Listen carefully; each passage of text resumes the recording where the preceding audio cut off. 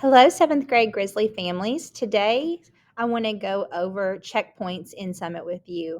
I'm going to show you how it is in math, but it should carry over to the other subject areas. It might look a little differently, but I want to kind of keep it basic so that you know what to expect. So I'm in under my mock student so that you can see it from a student view.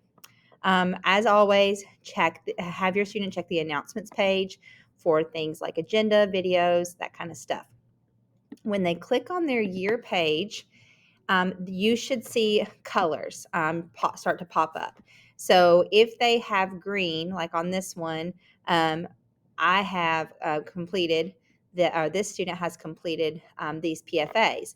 But when you see red, that kind of alerts you that something is not quite right. So when you're checking your students' Summit page, you can have them log on and you can see, and if it's red, have them click on it and you can see what it looks like. So on this one, you'll see the checkpoints. I'll click into it. The checkpoint there has green so that they've done this one, but the ratios recipe project was red. And so if you have them click further in on it, and I haven't gotten all these graded yet, but I am working on it. This one says, please finish project and submit. So that means that there's, I didn't do my project. So I need to get that done. That student needs to get that done and turned in immediately. So that's what the red is for. Red either means that they have not mastered it at all, that there's something that they're really struggling with. It would be below a 60%, or they didn't finish it.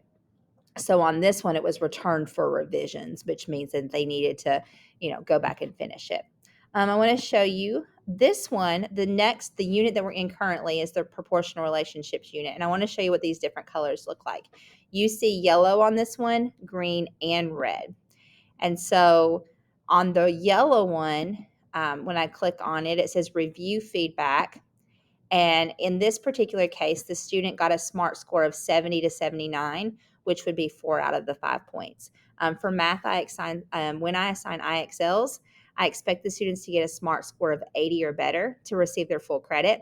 If they get a SMART score of 90, greater than 90, I give them a bonus point. And if they get the SMART score of 100, which takes them all the way to the very end, then they'll get 2 bonus points on there. So I keep the chart on there for the whole year so students know what it is. So on this particular one, the student could take the 4 out of the 5 points, or they can choose to go back and look at it, redo it, try to get the 80, and then request feedback again. And all they would need to do to that is to go back into it, get to the SMART score of 80, and request feedback. If it was another class or another assignment, there would be other things on there for them to do. Usually the teacher puts comments on there to gives them feedback. If it's green, then that means that they've mastered it, and they can go ahead and move on to the next thing. If it is red, red usually red means that they need to stop and revise it, that they've done something wrong.